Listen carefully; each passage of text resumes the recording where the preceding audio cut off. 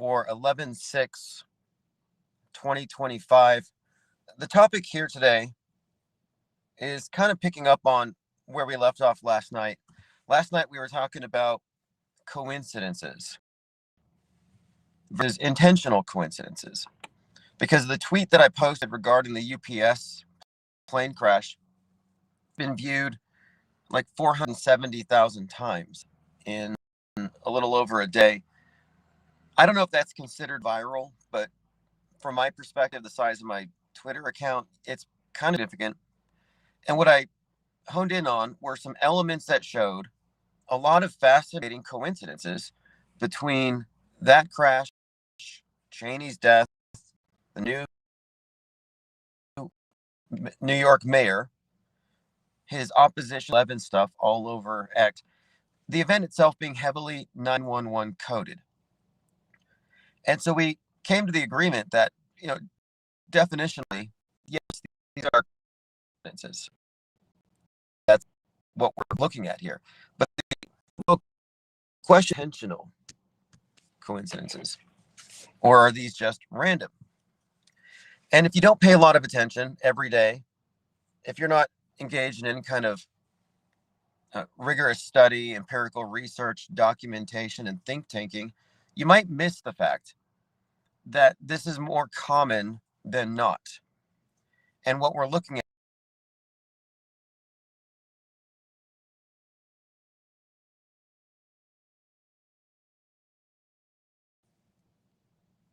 So what I'm talking about here is, what is our basis for saying that there's some intentionality behind it? And one of my main points was, we didn't just wake up yesterday. Like, this is a reoccurring thing. We can refer to Butler, you can refer to any number of psychological operations. There is no question that the media, government complex, entertainment complex, there's no question that it has to put its Psyop placement, like product placement. It can put its propaganda through any conduit, any person on the world stage. People, events, movies, books, media, it's everywhere. It saturates the system. And I think that the conspiracy is so big in terms of the scope of its ability to influence our minds that a lot of people miss the forest for the trees. It's like you're in the forest of fakery. But if you accepted the premise that fill in the blank was a psyop, then tomorrow's psyop shouldn't automatically set you back to a world stage perspective. When we talk about the off-world stage perspective, we're talking about a permanent stance, which recognizes the inherent fakery, the systemic fakery. Once you know it's there, all of your future assessments should include this deeper understanding. So we're talking about the point of view that includes news bending, history bending, concurrent predictive programming, hoax indicators, the context of the wider media ecosystem, and also, I think, the basis of our experience in having looked at these things. So when a new event comes along, we don't walk in there completely like naive, thinking maybe the news is just reporting a regular story this time. Now, that's the default position. The default position is that these are only coincidences. There's no intentionality. Now, the reason why people arrive at that is because their frame of reference, their point of view, precludes them from adding this other additional considerations. They don't even think about these things because they're not in the world stage. These things don't exist in their framework. Squibs don't exist for all intents and purposes. No, you got second shooters, third shooters, you got intrigue and conspiracy, but special effects don't exist from that perspective. And having reached a lot of people with this set of tweets, this thread, we had a lot of new people in our chat. And it was like interesting to see here, because we've talked about how there's going to be this collision of worldviews, and it's starting to happen. And what I'm starting to do here, and I think this is the point, because the title of the stream is Enclosed Minds for an Enclosed System, like infinite plane radio, open phones for open minds. What we mean by open minds, we don't just mean that we consider any idea valid, because we surely reject ideas all the time.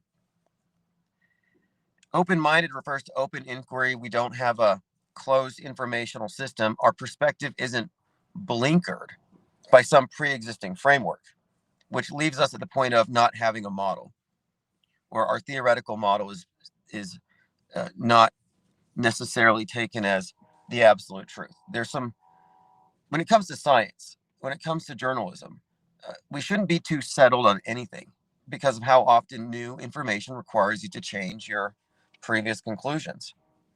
So when we talk about these coincidences being intentional, we have reasons, and we cite a long observed pattern, and we cite the model of the world stage as an enclosed system, which is formed as the result of long-term news bending, therefore history bending, which shows a proactive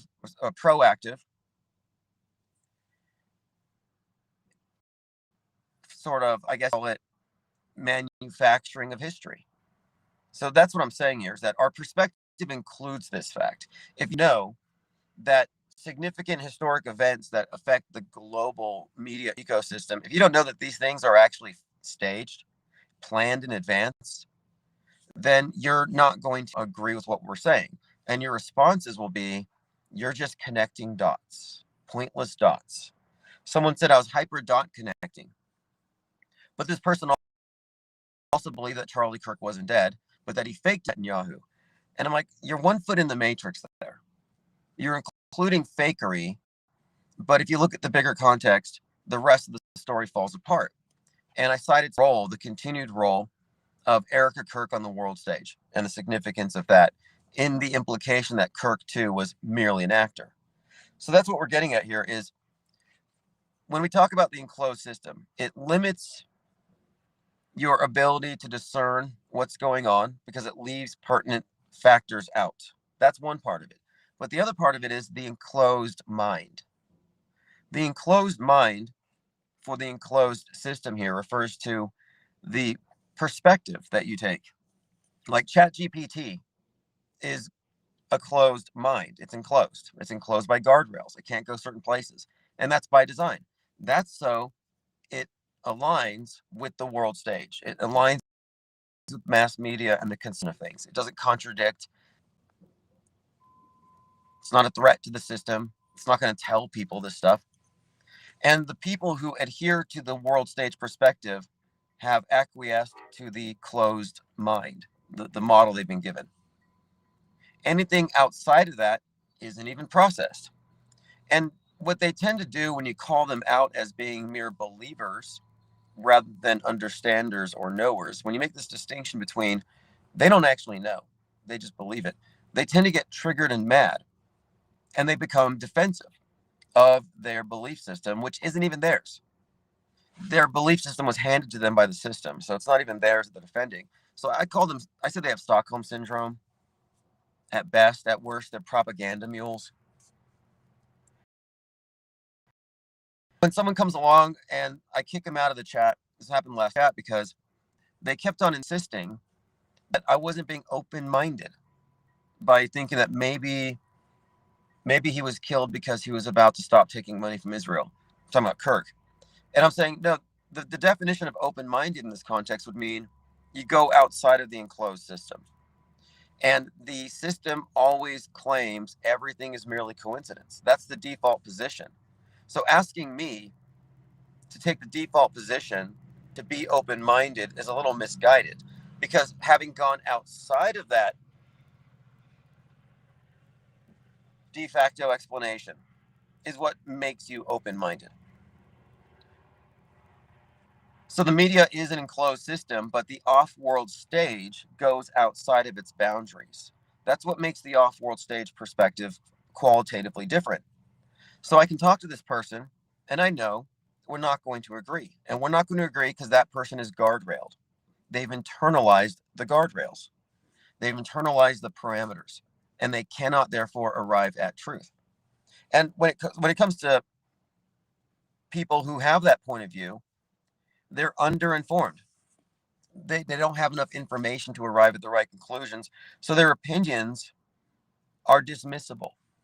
These are just opinions, and they should just be looked at as such. And they don't like to hear it. People don't like to hear when I say we're actually right about this. Like, we have the correct answer. What we're talking about here is media architecture and how it differs from what the public thinks it is. We're not incorrect. We have what I consider to be a functional model. It explains what we see better than the mainstream perspective, and certainly better than all the conspiracy theories. And there's some inherent predictability in it. And by predictability, I mean we're not making like predictions like psychics, but we're recognizing the significance of any idea or concept that saturates the mass mind and what that might portend for the future. Oftentimes, it's very easy to see things hindsight, but given what this is, when we're looking at evidences of pre-scripted events, it's really not hard to make. Like, I make certain predictions. I'll say, if this event is fake, there will be copious concurrent programming attached to it in mainstream #1 trending films. And what happened? Exactly that. And we had even made the case. We had already looked at all these various instances of entertainment propaganda reinforcing the event, stuff in podcasts reinforcing it. We'd already noticed this before additional examples came in to reaffirm this. Things like heads of state.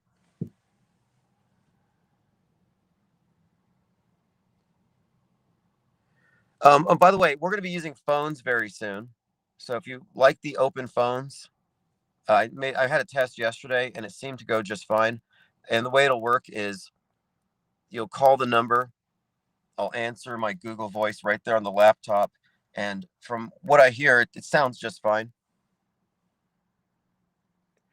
The QR code on the screen is so you can jump in by restream, but we can't really do that right now because I'm on my phone. It won't work.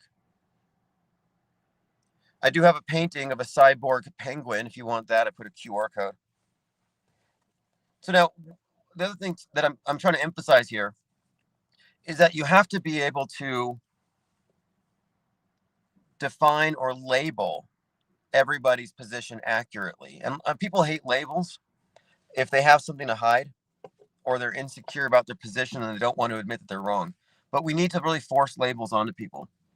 Like, if your perspective mirrors Wiki and ChatGPT, don't act like you're a paragon of open-mindedness when you are in fact a T cell for the immune system of the beast. I mean, you are defending it.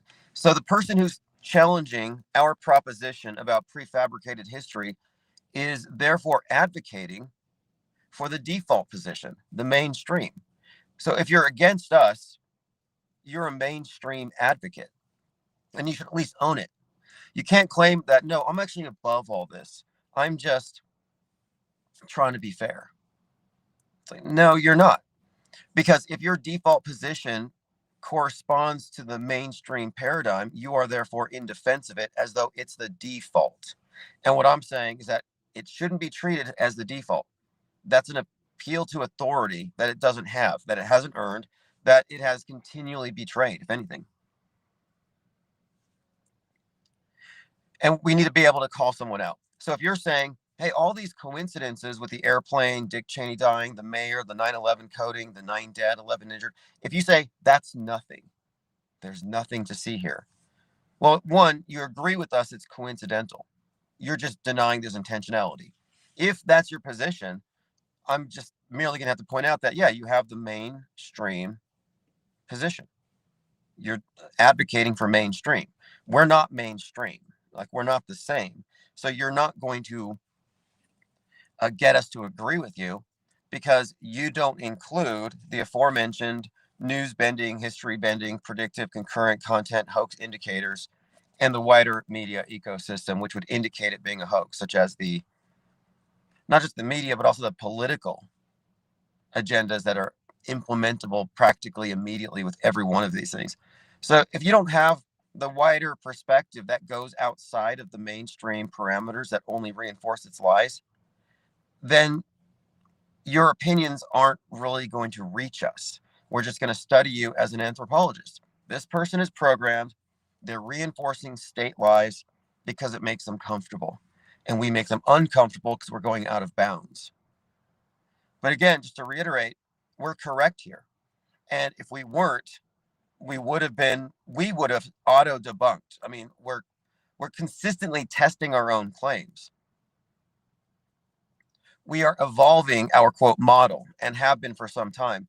And I knew since 2022 that we were really onto something with the entrainment and systemic fakery suddenly making a lot of sense when it became very obvious. This is 2022 that you had concurrently released content on Netflix on the routine, hitting every single major political psyop that we later ascertained to be staged. So, like, what's the relationship between staged, simulated, historic events and the entertainment? And when you look at this consistently and it becomes a routine and it's very predictable, then you realize, okay, everything is compromised by the propaganda matrix for the purposes of worldview building. Our manufactured history isn't just stuff on the screen. It's the stuff you internalize. They need you to internalize these things, to co-experience them together. And what we're talking about here is the only real conspiracy. The only real conspiracy, the one that no one's going to talk about if they're on the world stage, is the world stage itself. That's the conspiracy, that we're in the Truman Show. We've identified the real matrix. It's not just a metaphor. It's a worldview that binds billions of people to a singular paradigm that is conveyed to us through a monopoly with global reach. And it works by manufacturing history through the mechanism of fake news and psychological operations 24/7, every day. Everything bounces off these agendas. So even the real news, real coverage, our own real lives bend towards the fake. So we're certainly not saying everything is fake in some indiscriminate way. No, we have a very nuanced approach. What we are saying is that fakery is implemented strategically. Like good liars. Good liars don't lie with every breath because nobody would trust them. That's a crazy person. A good liar gains the trust of the people they want to manipulate, and they lie strategically when they can get away with it for specific advantages. That's a good liar. Media is a fantastic liar. So anybody who's not aware that they're in the world stage needs to be looked at appropriately as far as their opinions. Like, you can trust their opinion on anything, their opinions on anything in life. But when it comes to media, their opinions aren't all that valid. They don't know what media is. And we do. We demonstrate such. And if you don't like that answer, then do your best to deconstruct what we're doing, because what we're engaging in now is something that I'm calling the Great Deconstruction, where we are going to fill out the parallel media's content. It needs archives. But when somebody leaves the alternative media hoax, because it's not really alternative to anything, it's a duopoly. When somebody leaves that and they enter this new platform, there needs to be a body of work. I put out the handbook for the recently deprogrammed as a starting point for codifying this framework that we have developed over the years, how we develop these ideas, and why we look at media this way, and why it even matters. Because a lot of people haven't even thought about it enough to know why it matters. Why skepticism is superior to personal incredulity, or why being informed is better than being misinformed, and why being uninformed is a terrible decision. It's a terrible place to be.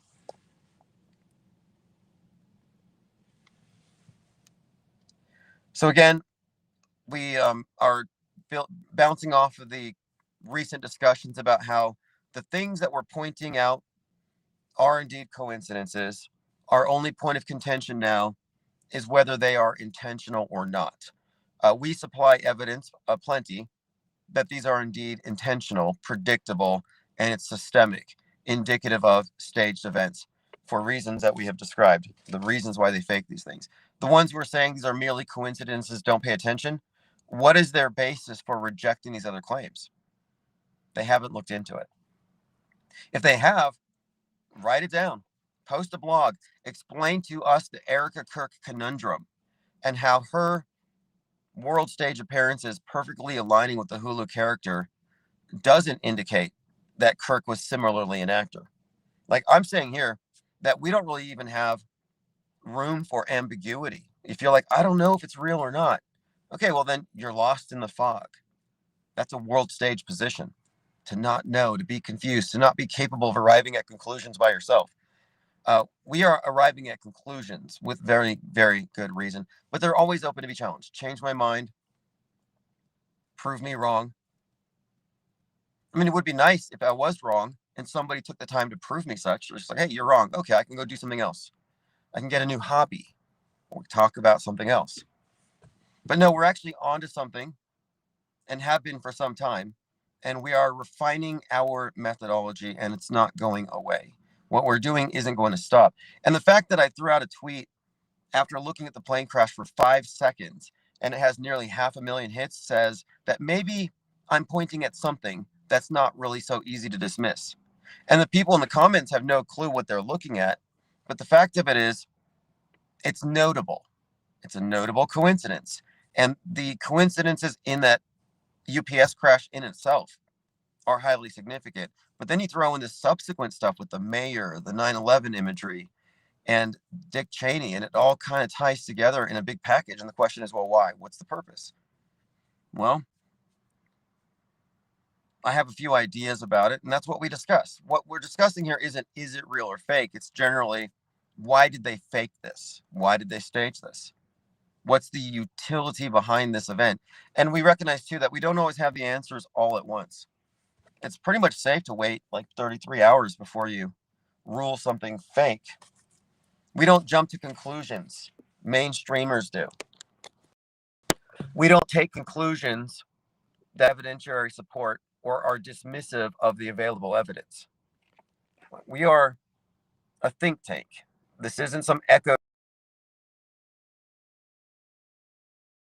chamber where we engage in we foment a culture of non-belief. I say that the best way to approach the state religion, which is what media is, as an atheist, denying their God constructs, demanding evidence for all of their claims, their miracles, their martyrs, and everything else. But we'll be live later to take calls and discuss all of this in greater detail. I'm just going to make it a point to record these morning live streams. And if I can keep them under half an hour, I can load them into a replay and have them go off on a schedule as we build toward a full 24-hour live stream cycle with phone calls and everything. I'll put the phone number on the screen, so next time you're here, you'll be able to just call in. What's up, best day ever, says Deprogrammed Truther. Well, it's just started, but I think it's going to be good. I mean, this Psyops season has been rich. Armin Ross says, many can't consider fakery at such a large scale because their mind characters are existentially intertwined with the belief in the worldview. It's not that they don't look, it's that they can't consider. Yeah, like Truman thought his wife was his wife, thought his friend was his friend. And until he got out of the role that he was in, he couldn't see the entire system. It was always reinforced by everybody around him. Everybody stuck to their scripts. He did not even know he had a script. But you do. You have a default script. You have an approach you've been given. We've been conditioned into the model. We've been conditioned to unquestioningly accept things and to not notice patterns or to dismiss the patterns or attack people who point them out as somehow sick. But what is really sick? Following government agitprop that warps the minds of billions to serve the interests of an elite that we can't even see or identify? Or questioning it?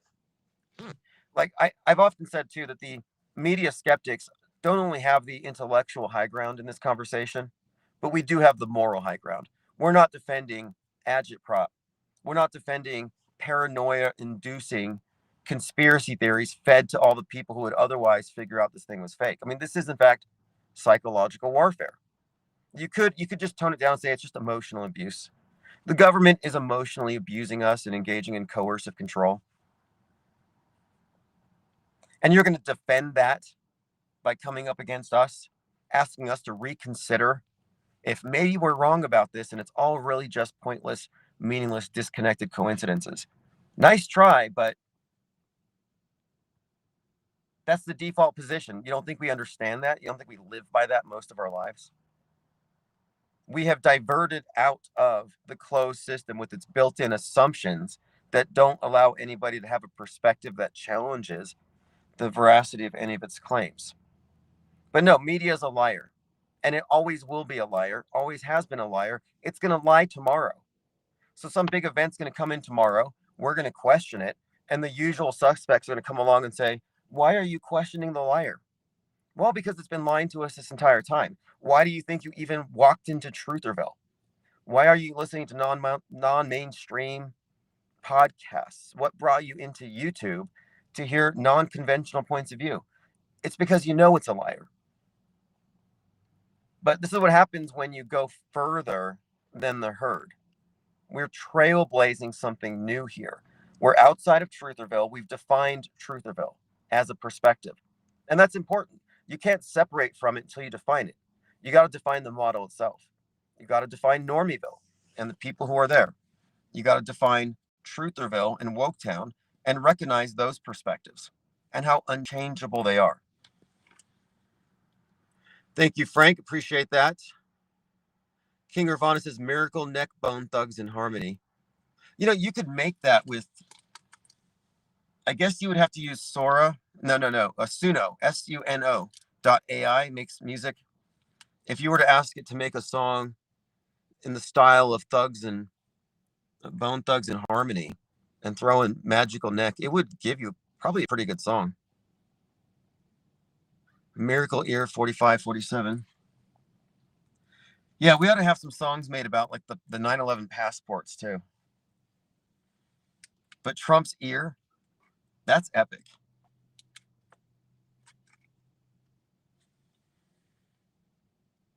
Yeah, this is a nice view. I'm out here at the by this spot where the train takes people up to Santa Fe.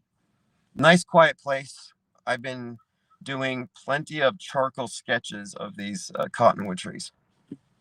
We're just at a stage now where we're confronting the world stage from an off-world stage perspective, and there's more of us doing it. And I see large numbers of people, this new subset of conspiracy theorists who have recognized that media fakery is a thing, but they're still following their controlled opposition leaders. Like, hey, Candace Owens, have you heard this? It's like, don't you know she works for the other side? She's part of that. She's not going to give away the game.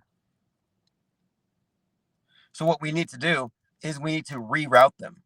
All of these Trutherville types, red pillars who figured out media fakery need to realize that they've been given a steady diet of controlled opposition slop. And we have something better. And that's one of the reasons why we need to build out this alternative to the alternative, this third branch, what I call the parallel media. We need to build it up. Okay, let me add this. In addition to everything else with that plane crash, the UPS plane crash, guess what other hoax indicator has just popped up? Yep, they were doing drills there last month. Look it up. I posted some links. Violet had posted some links in our Discord. There were some big drills at that location just a couple of weeks ago. And again, when we talk about these events, if they're questionable, you're going to find certain things, certain hallmarks of fakery. Drills, hoax indicators, predictive, concurrent programming stuff. And in this case, well, what is the concurrent programming? Well, the New York mayor being described by the right as a terrorist, Osama bin Laden. People are like, oh, we got this Muslim mayor in the Bronx. We forgot 9/11. Giuliani's in on it, so 9/11 is getting all kinds of coverage all over again. And then after finding out about these drills, I'm looking at the news, and they're in New York, in the Bronx, there's some kind of an explosion, very dramatic, fiery explosion that injured at least 5 firemen. So there was just a lot of 9/11 vibes out. It was deep. Ever since Cheney died, it became very apparent. But the fact that all these concurrently occurring events in politics and on social media tied in to the plane crash, this includes Cheney, the fact that it all ties in through coincidences, through themes, through numbers, through timing, to me, that's all indicators, along with the drills, that the thing didn't actually happen, that nobody died, nobody cried.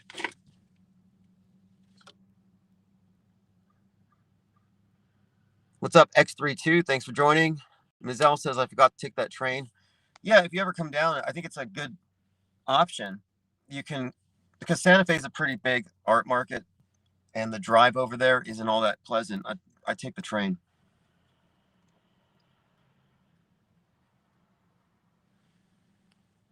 But those songs, yeah, those types, we need psyop themed songs, because whether or not you like AI, it's not going away and it's getting better. No reason to put your head in the sand, to be a Luddite.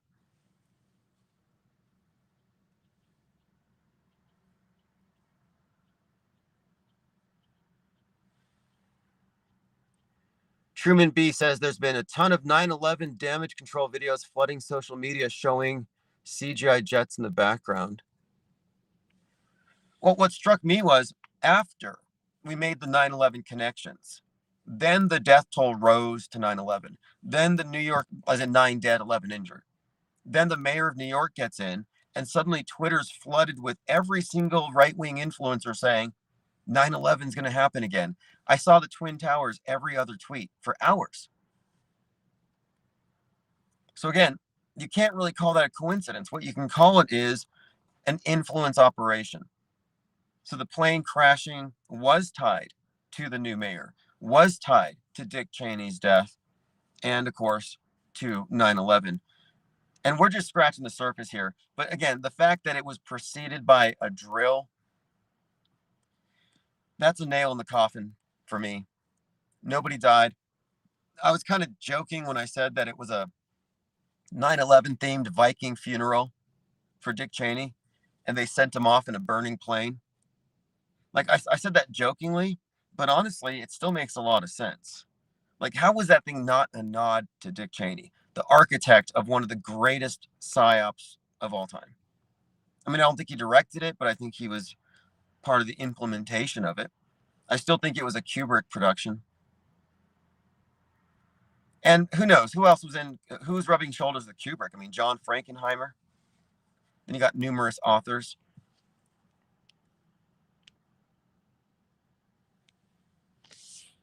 But really, it was like pretty astounding that we're talking about this and some people are still in denial. Oh, you're just hyper dot connecting. And I'm like, look at the Drudge Report. 9 dead, 11 injured.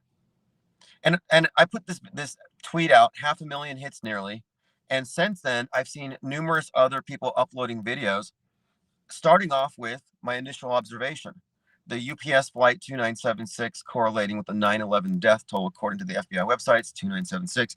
And I said, that's very 9/11-y. Plane hitting a building. You look at the side view of it, it looks like the plane hitting the Pentagon. You look at the altitude, and someone is incredulous. They're like, you couldn't tell us it was 175 feet from these grainy videos on TikTok. Again, that's incredulity. That's not skepticism. He just said, you couldn't do this. I'm incredulous. It's not true. And I was like, well, here's my receipts. Go to Wikipedia. According to the flight log, it was 175 feet before it crashed, which, again, Flight 175 was the second tower's plane. The plane that hit the second tower was Flight 175. So yet another 9/11 connection. Then you had Muhammad Ali Airport. Like, oh, Muhammad, lead hijacker from the first plane. Oh, Muhammad Ali happens to be the name of the Dearborn, Michigan ISIS terrorist who wanted to 9/11 us again. So we had at least 10 or 11 of these coincidental data points, all suggesting that this was a scripted event of some kind. What is it conveying? I'm not quite sure. It could be as simple as force memeing 9/11 back into our collective consciousness in preparation for another 9/11. And somebody pointed out this photo where Mark Rubio is leaning into Trump's ear and whispering in his ear. And many said that they were trying to recreate the George Bush 9/11 photo, where Doug Mills, the photographer from the AP, photographs the Secret Service agent whispering into Trump's ear. Hey, 9/11 just happened. Now, what's interesting is that same photographer photographed Trump at Butler, Pennsylvania. He photographed the bullet whizzing by Trump's ear. So I'm thinking, what's the significance of the ear in these psyops? Some kind of secret being imparted. There's some symbolism here, I'm sure of it. But anyway, he brought that back. He brought back the 9/11 ear whisper.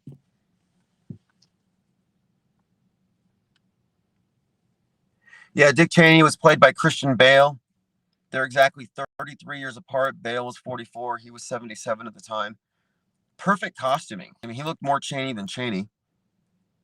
I think the birthday is January 30th. I mean, the costume was so good that there was a point where I was seriously entertaining the possibility that Mike Pence was a Christian Bale in a vice president costume. I mean, he'd done it before. What caught me, though, is just because Mike Pence gave off total American Psycho vibes. And he actually had this resemblance, if you look at him, to Christian Bale in many of his expressions, like his resting serenity face. I mean, it just looks so hokey. I thought it was phony, but wouldn't be shocking. I mean, look at that movie Dave with Calvin Klein's brother, Kevin Kline. Dave's the one where the body double has to take over as president.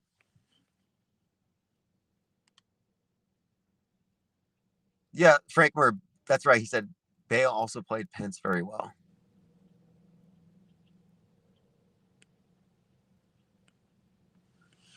There were some pretty deep conspiracy threads that we went down when we started looking at the reality of hyper-realistic masks. But even at the time, they released that information. Oh, we have these masks that are so good that there are people who've populated the popular imagination who never actually existed. I mean, it's actually within the realm of possibility that you could have characters like Charlie Kirk even swapped out. That's how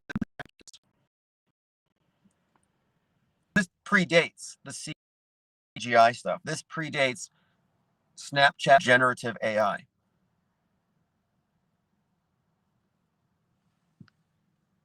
I almost feel like the hyper focus on generative AI has created this blind spot where there's all manner of fakery. I mean, they've been doing it since rear screen projection. I mean, even before that, Leo the Pirate had talked about this on one live stream about the Jesuit theater, about special effects, even setting people on fire on stage. I mean, it's not a new thing. So theater, I call it the theater of Psywar. If we're talking about bread and circuses as a form of government, a lot of it really is simply theater. And the whole point of it, as I said earlier, is they're not just putting it on the screens. It has to get in your head. You have to take part. There's audience participation. There's a internalization of what's happening out there, adding on to your internal worldview. That's how the world, our collective fake history isn't just something they carve in stone. It's something they carve into your minds. It's something they etch into your minds, which they do through all of the propaganda, both news and entertainment.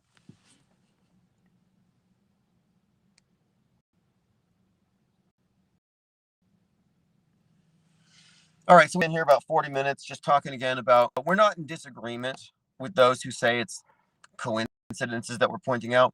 Like, we both agree those are coincidences. Our point of contention is, are they intentional or not?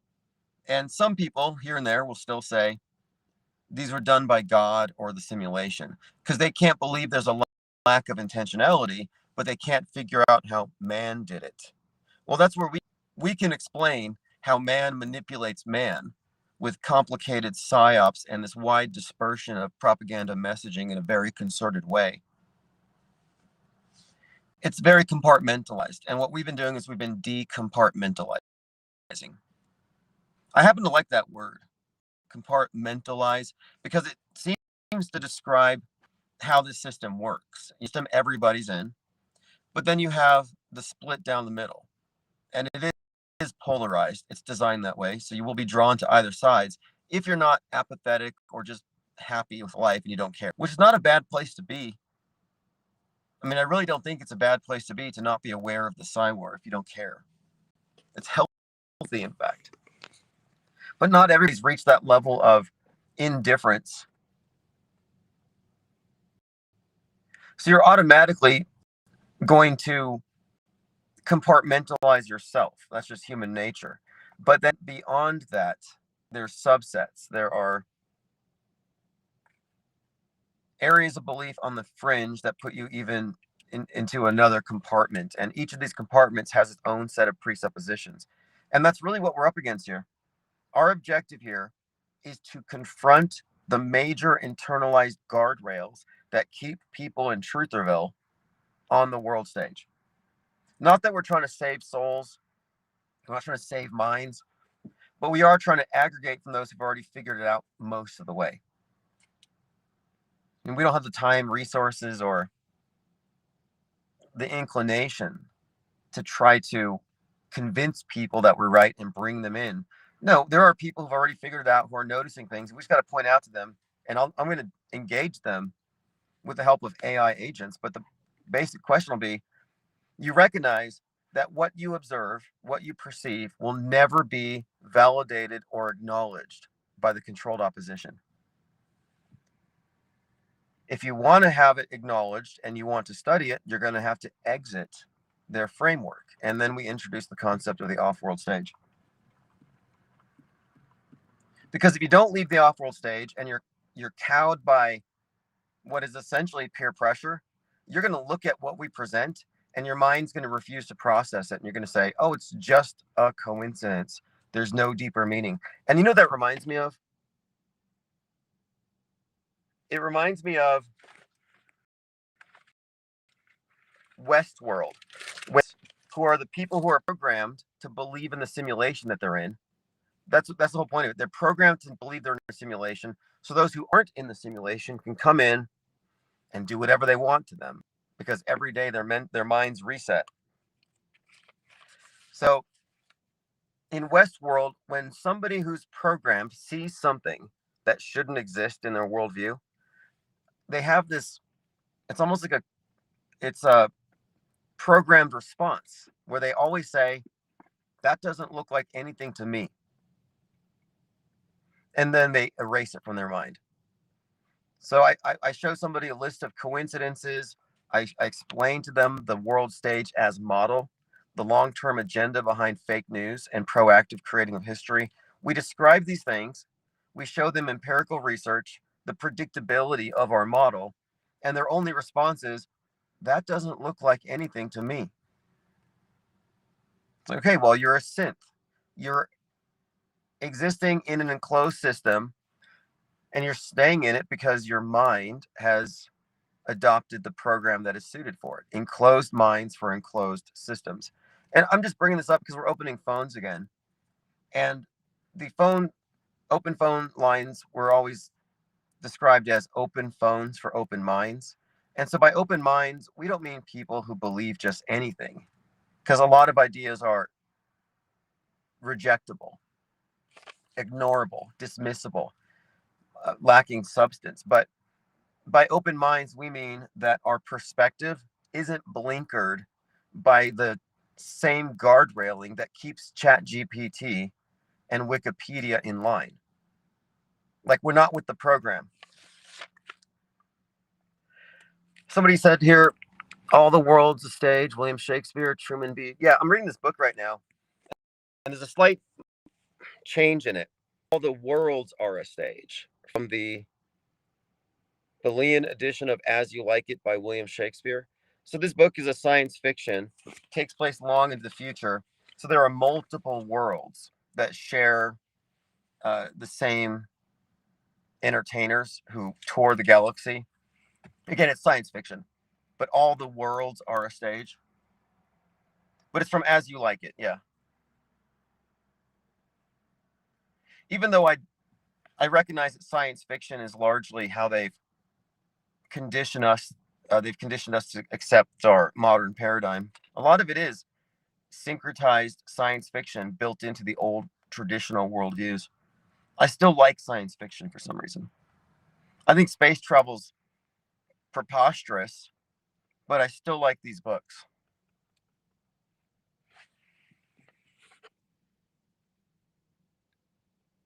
Armin Ross says Louisville is named after King Louis XVI, who was guillotined in the French Revolution. The UPS plane is also a secondary link. Yeah, somebody brought that up.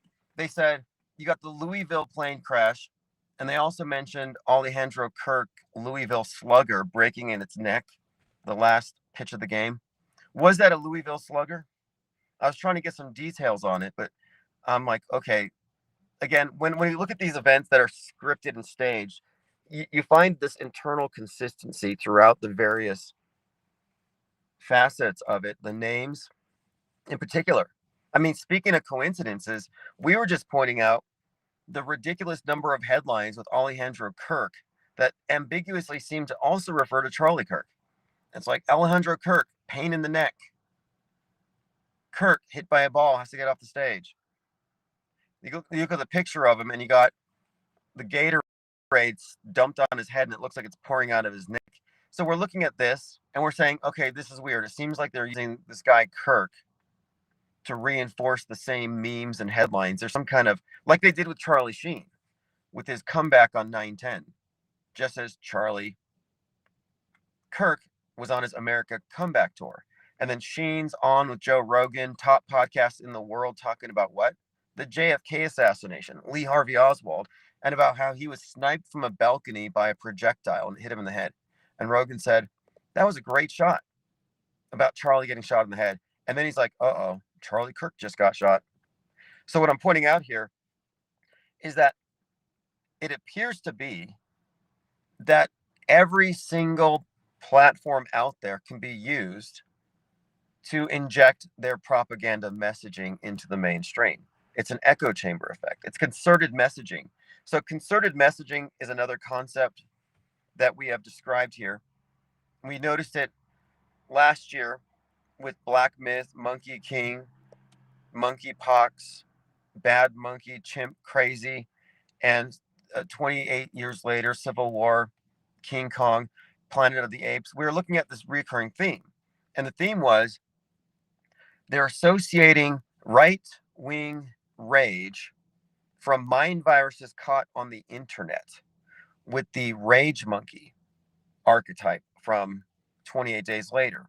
The idea of going into this animalistic state because of what you see on TV, because of the violence.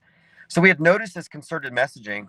And when I say concerted, I mean on the same day that they erected an 80-foot statue of the monkey god in Houston, you had 1 million plus people live playing a video game called Black Myth, where you are the monkey god.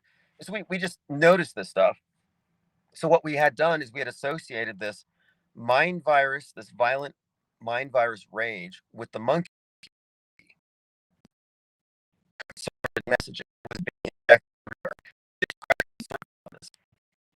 But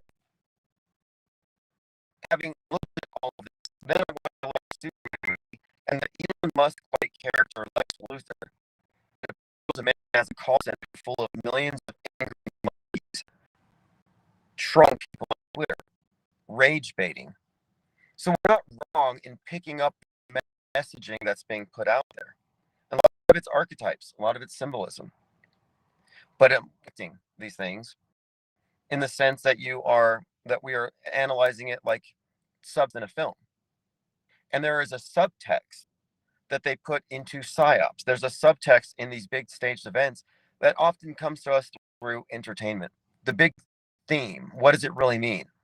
Like, for example, the latest school shootings haven't just been school shootings. They're coming from a place of intense radicalization, breaks from tradition, and they tend to be targeting Christian children. So it's a satanic progressivism. It's a worldview, good versus evil thing. So they're able to convey these things in stories through movies that reinforce the psyops. This is where the movie Weapons comes in, where it's literally a redheaded witch who empties out a classroom. It's all a school shooting allegory. And if you didn't see that, it's narrated by a child. So then you have the Annunciation school shooting at the Christian school with a red-headed witch as the shooter. Same numbers, lots of symbolism overlapping.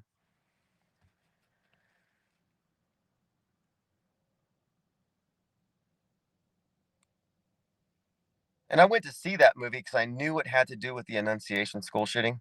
I mean, this was fascinating as a study because we had already seen that the movie had made the association of the number 217, the gun control bill with 217 votes, and the timestamp 217 when the children disappeared. Except for one student, Alex Lilly, obviously referencing Adam Lanza. But at the core of the story, it's an evil witch that takes out the kids. But now here's the thing that's interesting about it. It's narrated by the child.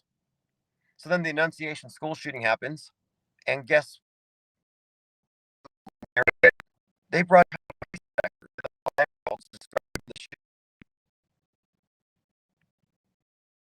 and then you had further connections between and the Annunciation shooting in the initial photography, the parents running towards their school barefoot. Like, why would the parents take their shoes off and run to the school with their arms slightly out so you see the bottom of the feet? The way they were running in the movie, on the movie poster, was matched by the parents running to the school. But it goes even deeper because you can connect weapons, the Annunciation shooting, to the Charlie Kirk shooter, mainly through his girlfriend. Again, the idea Antifa, trans, anti-Christian values. So what they did was they shot one of the loudest exponents for MAGA, Turning Point USA, Americana. That's why one of the examples of this consistent theme in a number of movies where somebody gets shot in that exact same spot in the neck. One of the movies that reflect this is a movie called, or show called, Americana, where somebody gets shot right where Kirk was shot. But the symbolism there, the theme, you got the coincidence of the location of the wound in multiple examples. But the deeper significance is shooting Americana in the neck. Americana referencing the traditional nostalgic views of America, pre-feminism, pre-civil rights. That's what we're looking at here. So somebody shot Americana in the neck. This is the subtext.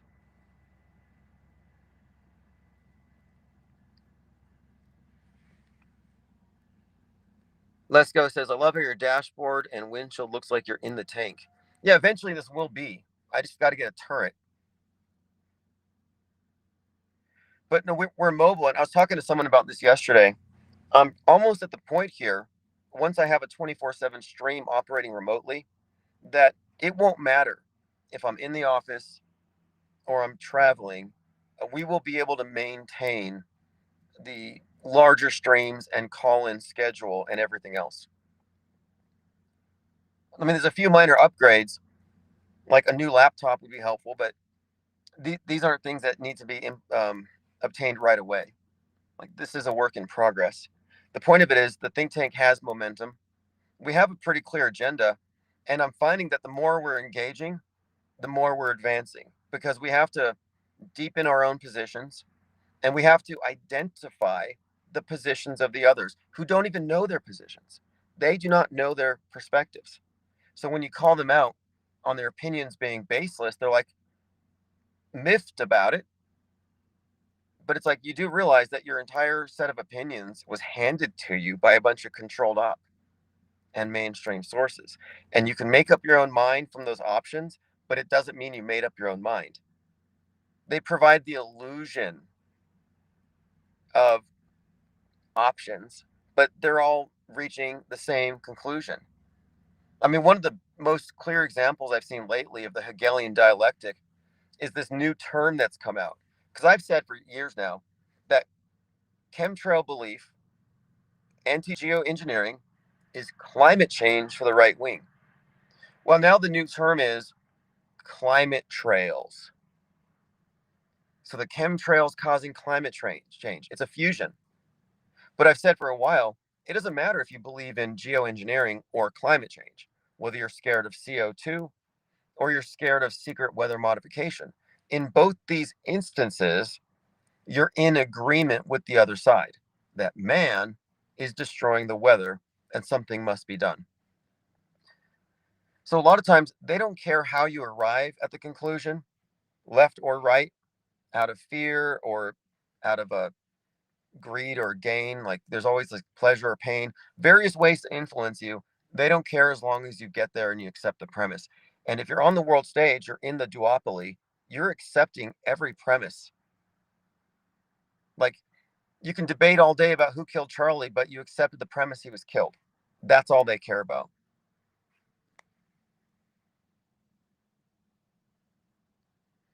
All right, I feel like I'm tempting fate here. The phone will likely overheat. It's getting a little warmer. We're almost at an hour here anyway. About twice as long as I had planned.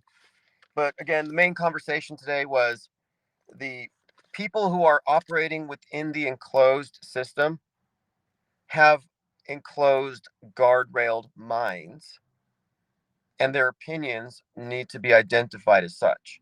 Like the reason you think we're just connecting dots is because you are mainstream media. You're advocating for the mainstream perspective. You share perspectives with ChatGPT and Wikipedia. And these are just facts. And one reason to point this out isn't just to antagonize them, but to enlighten them. Because once they identify, oh, my opinions are in fact heavily guardrailed, and I'm not allowed to look at this other body of information, then they might be able to take steps. Or they'll double down and defend the system. But when they do, and a lot of them will, when they defend the system, you need to be comfortable pointing it out that, well, you're not the open minded one because you're the media advocate and media operates in a closed system. There's no open minds in a closed system.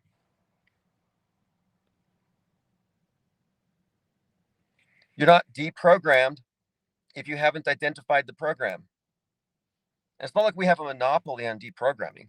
We've just codified it. But there are plenty of people who are self deprogramming, and we see them all over Twitter right now. They're actually a substantial number of voices. They just don't have representation. And that's where we come in. The IPS think tank is representation and platforming for the perspective that's inclusive of media fakery. So we don't have to have our intelligence insulted. I mean, you could just look at this as a intellectual revolt. They talk to us like we're stupid. They use kayfabe WWE style antics to gain our compliance. We're watching events that we are easily able to deconstruct as lies. Maybe we're just tired of being lied to. And we know we can't change it. We know the system is incontestable because all of its members, all of its cult members defend it. So it makes more sense to separate, to split, to form a third branch of media. And once we're firmly ensconced there and we all know where we stand, it's a self aware demographic, then we can really engage in debate. But we have to really be adamant about stating our positions. My position is off world stage. This is how it's different from yours. You're guardrailed, or you are a propaganda mule and a fear porn merchant. And when you start labeling people by what they are, we can make progress because what we're trying to do here, we're not trying to make friends with everybody. We want the rift. The rift is already there, but we have to define it. We have to point it out. You're on the other side of this chasm, and we're not building bridges across the chasm. We're highlighting it because we need this market distinction. That's what we need. We need to have the distinction acknowledged and noted so that those who are on this side of it can stand as an independent and separate platform, not contaminated by the brainwashed, by the contaminated minds, by the propaganda mules. And that's, people say that's very divisive. It's like, well, yeah, because if we opened up our think tank of skeptics to non-skeptics, then what would we be? And we're not the divisive ones. The media itself drew lines a long time ago. And they said, if you go outside of these boundaries, you're bad. So we're not the ones engaging in this divide and conquer strategy. If anything, we are engaging in a bit of a separation into a think tank because it's more efficient. We want people who are engaged with this conversation, with this deconstruction. We're not really trying to pander to those who are media advocates. So if you're a media advocate, you're not even a skeptic. You're not a skeptic if your skepticism only defends the position of the world stage. You're not a skeptic if you're a truther and you only exhibit skepticism towards the mainstreamers. No, the skepticism has to also apply to your own position. And if you are a skeptic, you wouldn't be on the world stage when it comes to media, because an analysis of the facts would completely undermine all the presuppositions built into it. Because again, the world stage model is a product of long-term media fakery. It's not going away. It's not changing. What's done is done. It's carved in stone. We're looking at a news bent reality. It's a divergence from the real thing. And if that's not a starting point for you, if you don't acknowledge that, then you are not recognizing how subjective it actually is. But we may be the only objectivists out there, because the objectivist society have all filtered their worldview through mainstream propaganda and all of its presuppositions and its insistence on its own truthiness.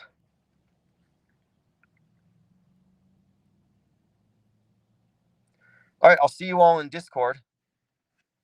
I think we're going to be going over quite a lot tonight. We're going to continue with open phones. I'll put the number on the screen. So I'm sure we'll have a lot more of that. So thanks.